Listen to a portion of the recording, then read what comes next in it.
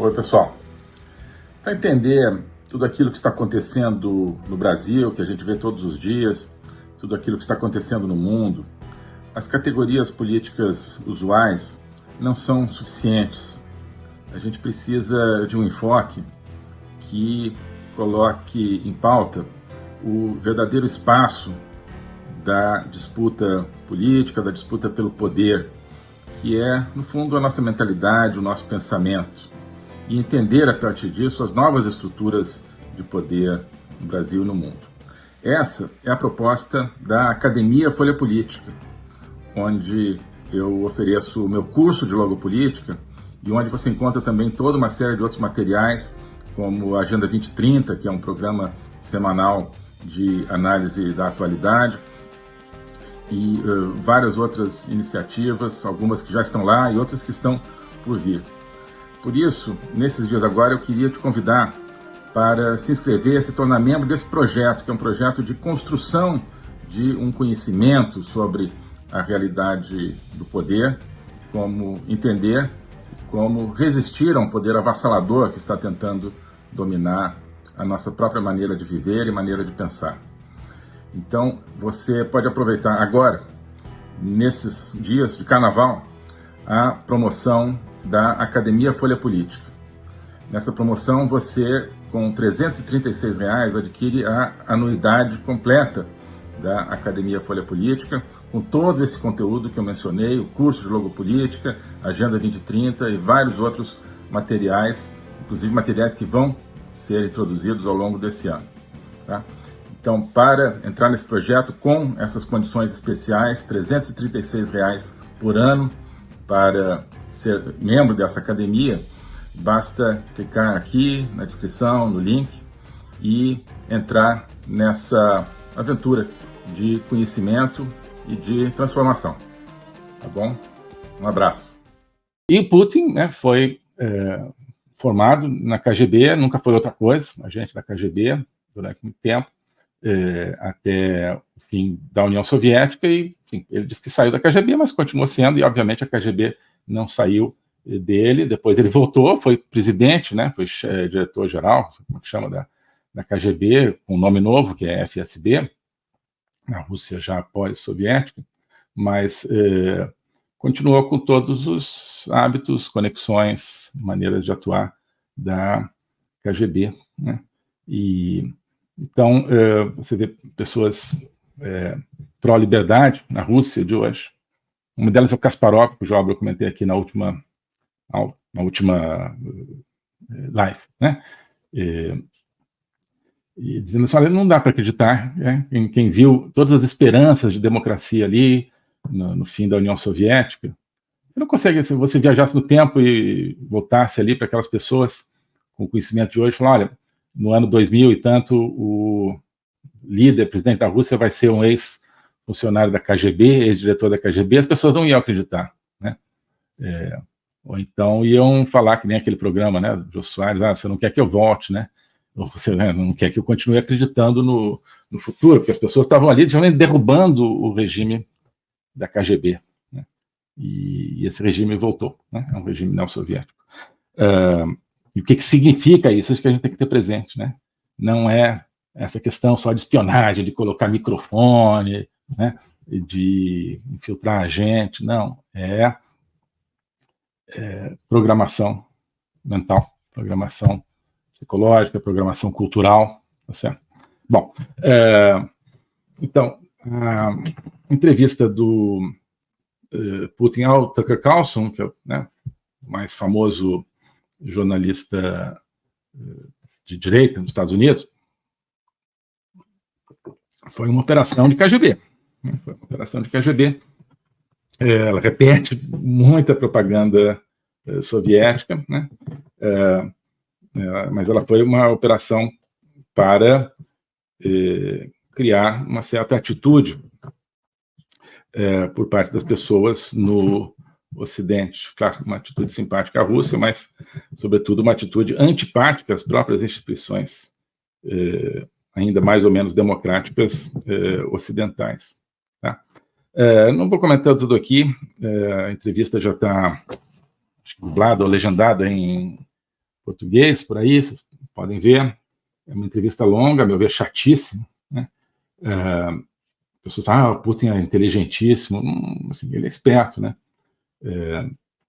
Mas né, fala o que ele está preparado para falar nessa experiência de guerra psicológica, digamos assim, né?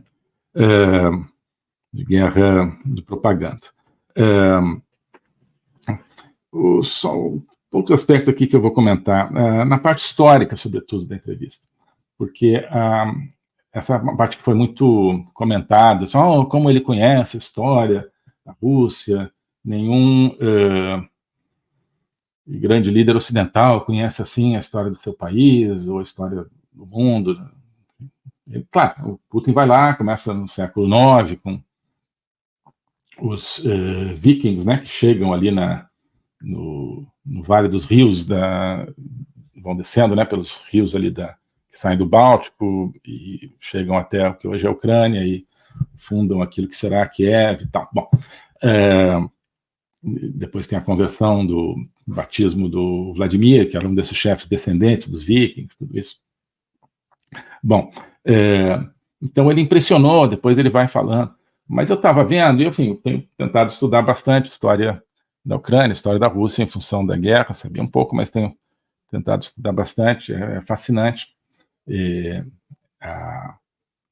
A Ucrânia como realmente digamos, era um espelho de toda a história europeia, do leste da Europa e em parte até do Oriente Médio, durante muito tempo, e até hoje ela é o grande espelho da história do mundo, né? É a grande miniatura, talvez, da história do mundo hoje.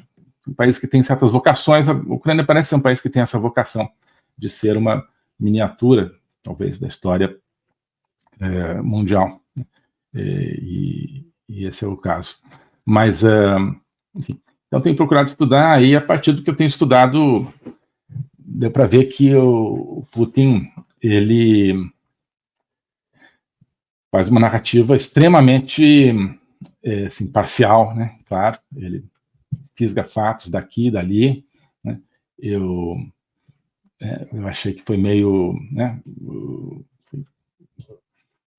doidice, no sentido em termos de organização do material histórico, não está boa, né? Eu não daria nota 10 para o Putin, não. A partir daquilo que eu tenho estudado. Claro que ele deve saber um pouco mais do que eu, mas não sei, tá? Pelo seguinte, não porque eu saiba muito, mas eu acho que ele não sabe tanta coisa, não. Né? No sentido realmente de pesquisa histórica. Ele aprendeu uma determinada narrativa histórica. O Putin, parece que ele, quando começou a Covid, a pandemia, se trancou lá na casa de campo dele. Apenas 2 ou 3 pessoas tinham acesso a ele, mesmo quem iria ter acesso a ele tinha que passar uma semana em quarentena e não podia chegar perto, aquele negócio, ele estava obcecado e ficou lá isolado, praticamente nunca mais foi a Moscou, e começou a se dedicar muito a ler e estudar história, né? Então também estudou uma certa história, com base nas ideias de um grande amigo dele, agora me falha o nome, mas cujo pai era um historiador soviético e que tinha sido um dos principais construtores de uma série de mitos históricos soviéticos, e o Putin parece que ficou escrevendo, estudando isso, e ao longo aí de 2 anos, com muito esforço, foi escrevendo o que seria preparando o que seria, digamos, aquele discurso de anúncio da invasão da Ucrânia, com as justificativas históricas que ele colocou, do qual a entrevista com o Tucker Carlson é um resumo, um pouco, né? Mas, enfim, eu acho que não foi ao fundo das coisas. Tem uma obra de um historiador ucraniano, né? Essa não li porque são 10 volumes, deve ter cada um, sei lá, de 700 páginas, deve ser um livro de, portanto, umas 7.000 páginas, uma obra, que é começa com H, meu Deus, H-E-R, Hruvetsky, uma coisa assim, deixa eu já ver aqui peraí, já vou ver para vocês. o nome.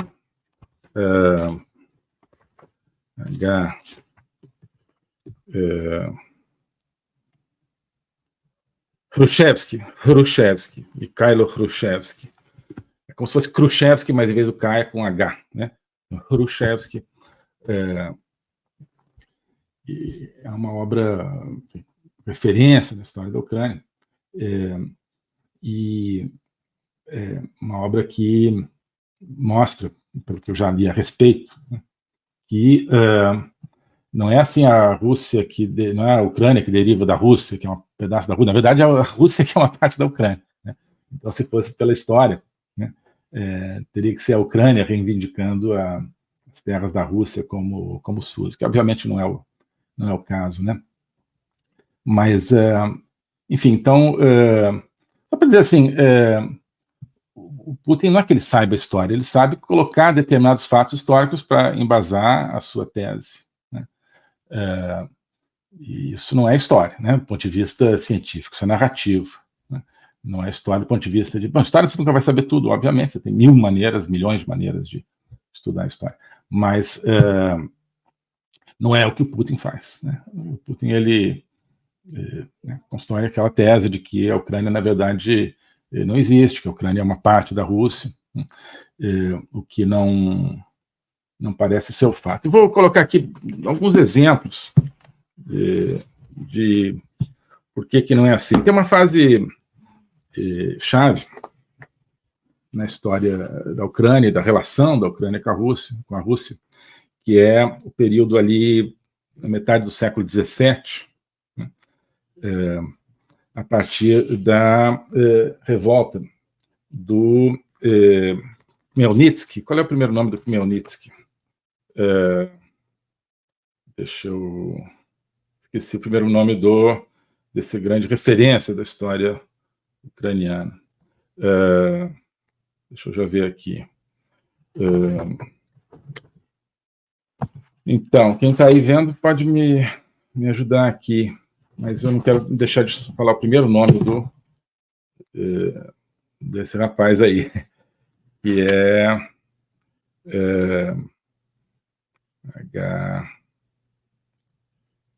Yuri Khmelnytsky. Não, Yuri é o filho. Espera aí.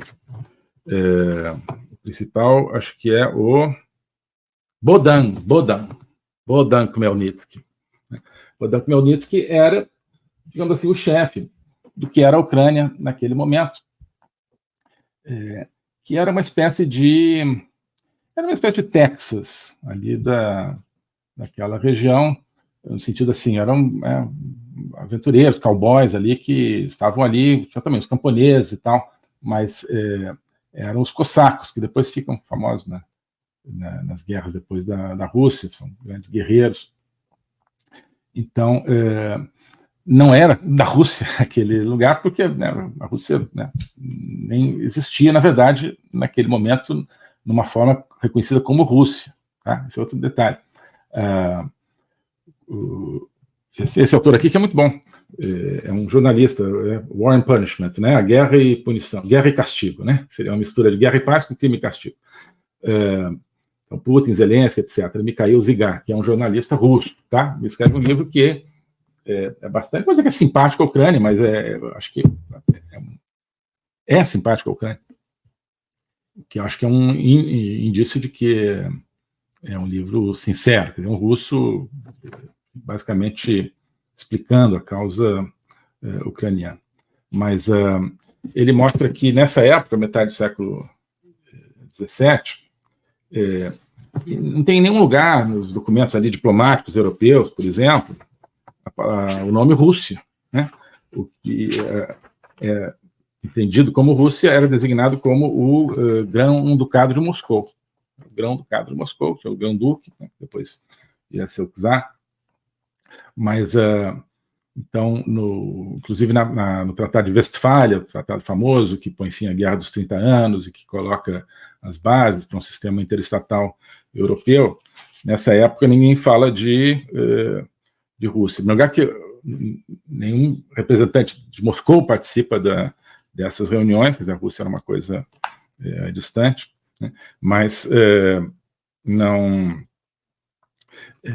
havia o uso dessa palavra. Parece que a delegação sueca, a Suécia era uma grande potência naquele momento, uma das principais da Europa, faz referência nos documentos da Paz de Westfália ao Grão-Ducado de Moscou. O globalismo existe, é uma coisa concreta. Ele é composto pelo Great Reset do Fórum Econômico Mundial, pelo projeto hegemônico da China, pelo programa de manipulação e conquista da América do Sul pelo Foro de São Paulo e outros elementos. E esses elementos eles atuam uns em benefício dos outros, sempre, principalmente através do controle da linguagem, porque o controle da linguagem é o controle do nosso pensamento. Então nós estamos tendo o nosso pensamento reprogramado, e essa reprogramação vai contra a nossa liberdade, vai contra a essência do ser humano. Isso é o globalismo. Com base nesse estudo, nessa experiência, é que eu criei o curso de Logopolítica.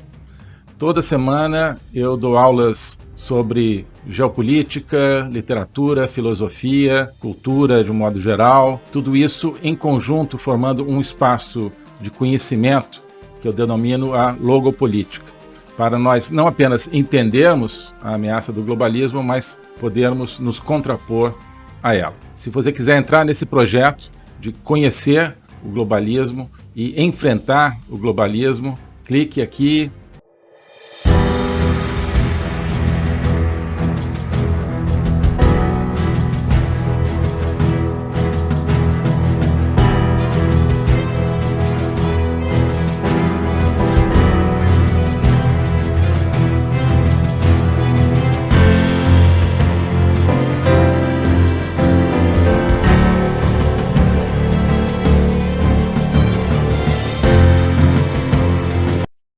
Alô a todos. Hoje eu gostaria de falar sobre o meu novo curso de Logopolítica, onde eu vou colocar a versão completa daquilo que eu tenho a ensinar sobre o globalismo. O globalismo nas suas múltiplas dimensões: geopolítica, econômica, social, cultural, filosófica, dimensões que só podem ser entendidas em conjunto, e que só podem ser entendidas em conjunto a partir de uma perspectiva logopolítica, ou seja, uma perspectiva do logos. Logos é a essência do ser humano.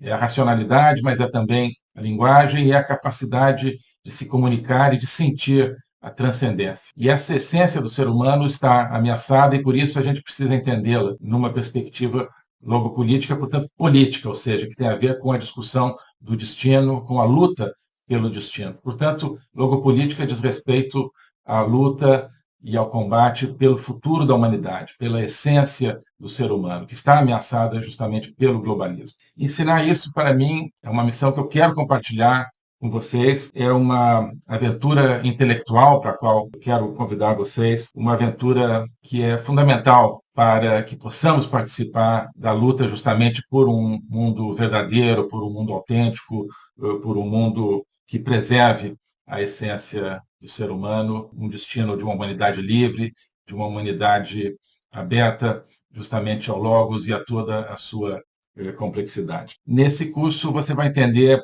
esses grandes combates, quais são as ideias que estão por trás daquilo que ameaça essa essência do ser humano, as grandes ideias que estão se confrontando, quais são as ideias que precisam ser mobilizadas justamente para a defesa, para a preservação dessa nossa essência. Portanto, é preciso entender as discussões filosóficas que não são puramente abstratas, que têm a ver, que têm efeitos diretos na nossa vida diária. Então, quando nós vemos os fenômenos da inflação, da guerra, da carestia, de várias carências no mundo de hoje, nós estamos diante, no fundo, de processos que têm a ver com as ideias. São as ideias por trás desses processos que determinam a sua problemática. Então, essa concepção de um ser humano sem essência, sem transcendência, que nós vemos hoje na nossa sociedade, essa concepção é que tem consequências dramáticas, inclusive na nossa vida material. Atrás dessa concepção existe um projeto de controle total, um projeto totalitário, de domínio. É por causa disso que nós assistimos hoje a fenômenos que nos parecem caóticos, que nos parecem desconectados, mas que vão acabando com a nossa liberdade, vão desestruturando a nossa sociedade, fazendo com que nós vivamos, mesmo dentro de países teoricamente democráticos, cada vez mais dentro de uma sociedade de controle. Então, nós hoje temos, você certamente tem dificuldade de entender o que está acontecendo no mundo.